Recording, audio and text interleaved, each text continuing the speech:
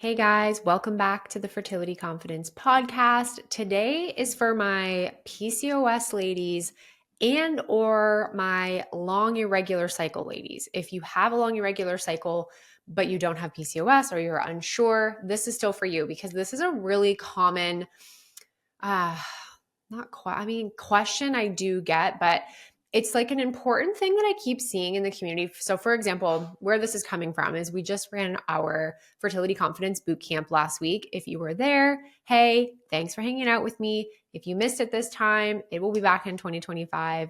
Do not worry. But I always get asked the question when we're doing our day one, which is all about cycle tracking, from women being like, oh, I have these long irregular cycles, so I can't track, or, um, you know, they're only using LH strips and they don't know what they mean.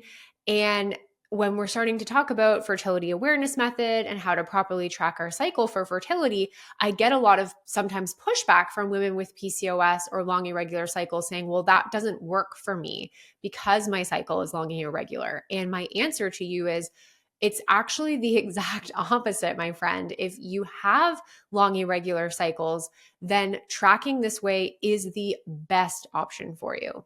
And here's why.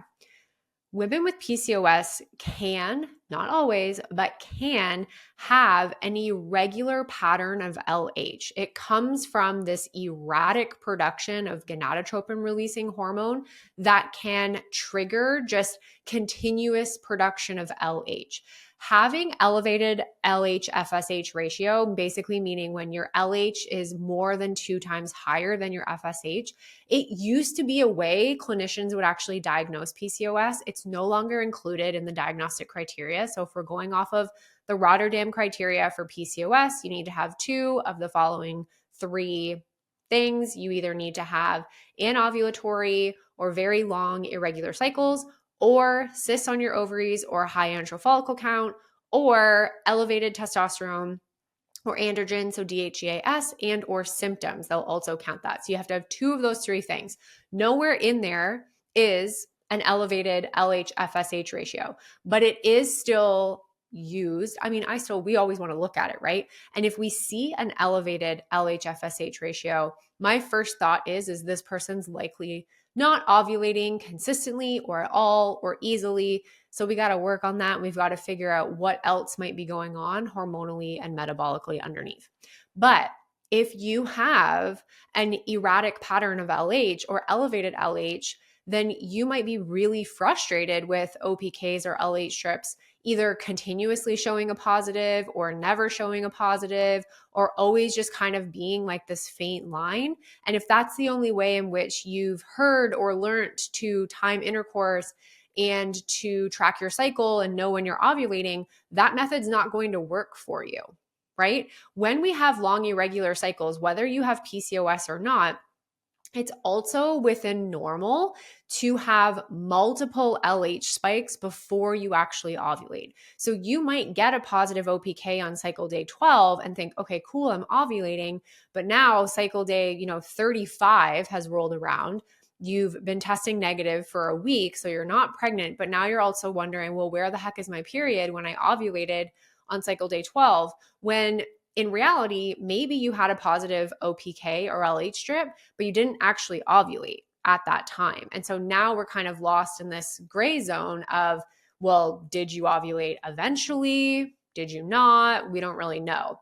That's why I don't recommend using LH as the only way you're tracking ovulation and timing intercourse for anybody, but especially for women who have long irregular cycles, because it potentially is going to cause just a lot of confusion, misunderstanding, frustration. You'll likely be burning through and then now peeing on these sticks every single day.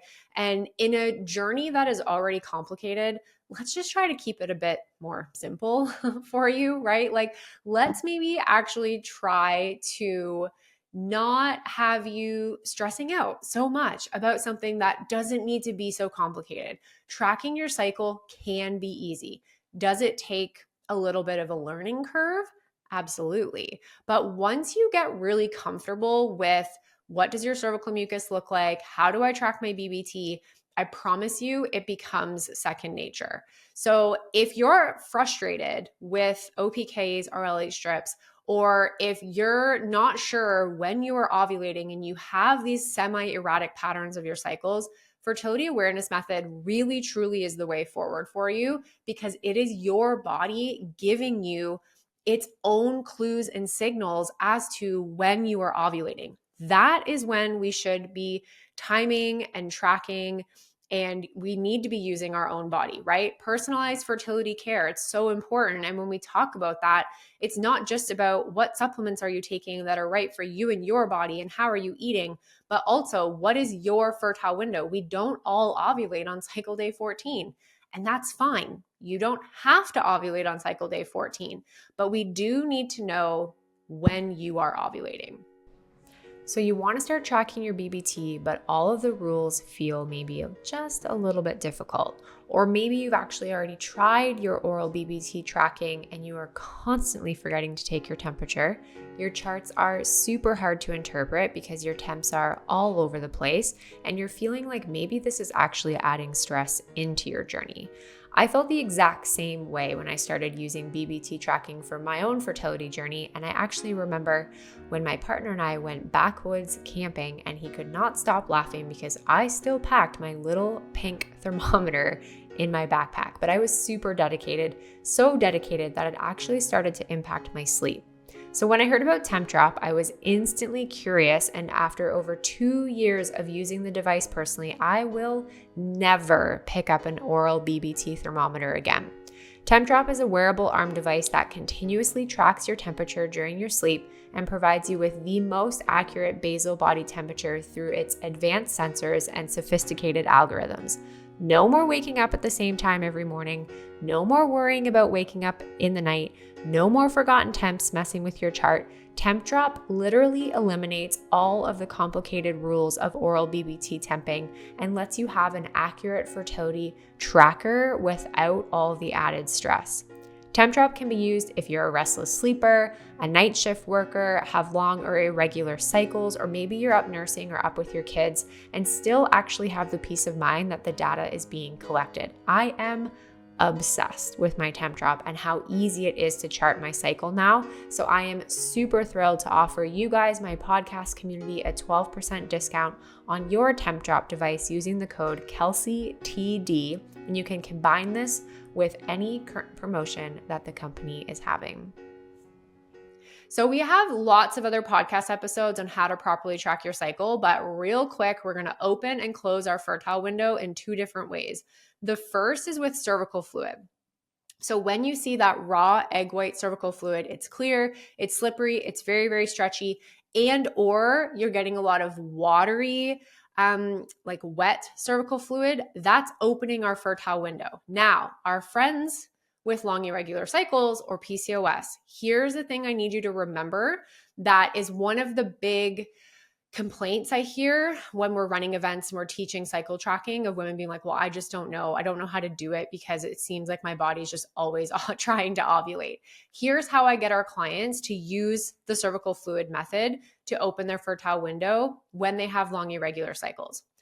Every single time you see or feel fertile mucus, we are going to assume you are ovulating until your body shows us otherwise. So for example, it's cycle day 12, you wake up in the morning, you have some egg white quality cervical fluid. Awesome.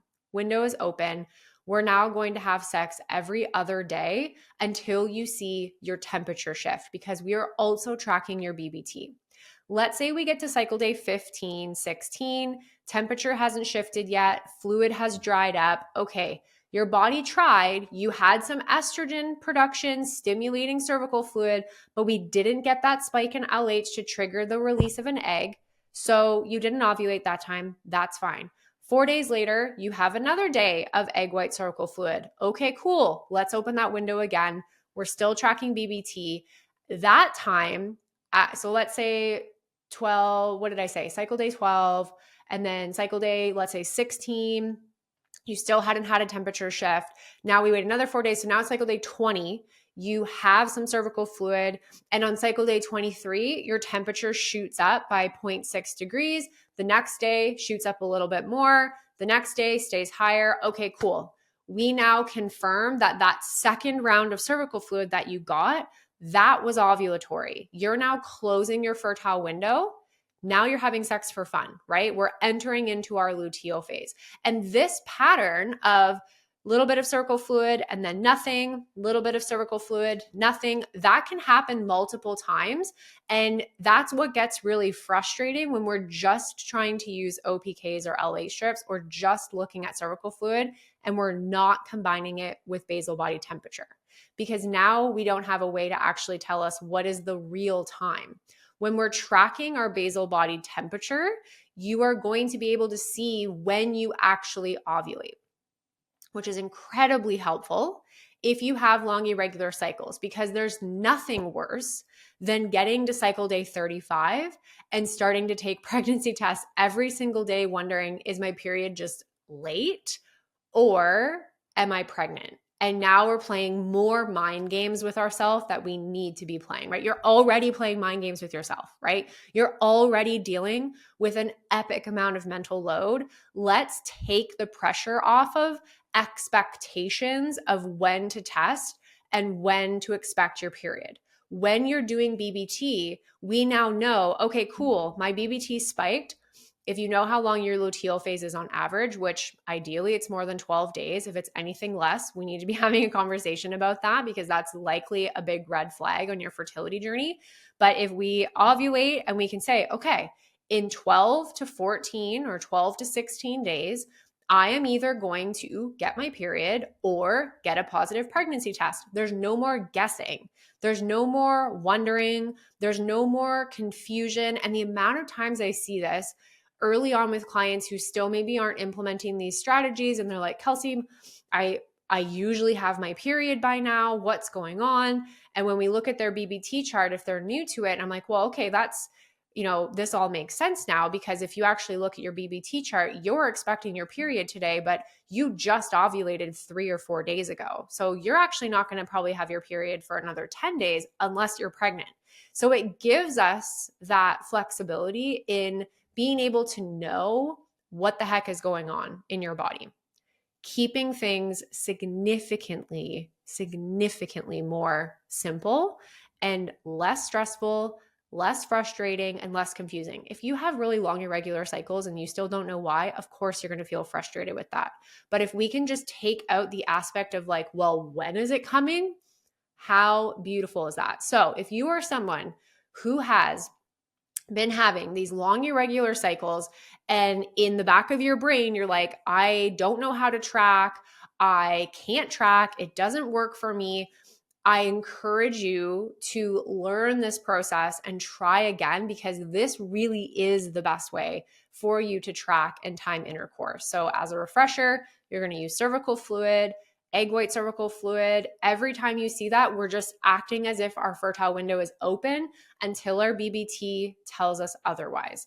If you need more information on cycle tracking, we have a really wonderful 7-part course. It's called Cycle Confidence. I'll pop the link below for you. It goes through all of this in more detail, and it also has a little extra bonus section on like partner involvement. How can they be involved in cycle tracking if they want to be uber supportive of that? And also how, if cycle tracking causes performance anxiety, how can we actually work around that? We've added some updates that I've re-recorded the whole course actually last month. So it's all brand new, includes all of the research. So if you really want to dig into this a little bit deeper and properly track your cycle going into the new year, Cycle Confidence is for you. So I'll pop that link down below for you.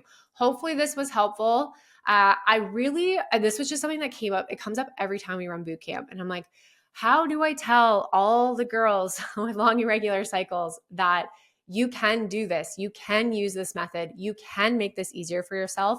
And it doesn't involve LH strips and OPKs, which is what our doctor's office is telling us to do, what the internet is telling us to do, tracking ovulation. And it can actually be significantly easier than that. So I hope you enjoy. Have a beautiful week. I'll see you guys in the next episode.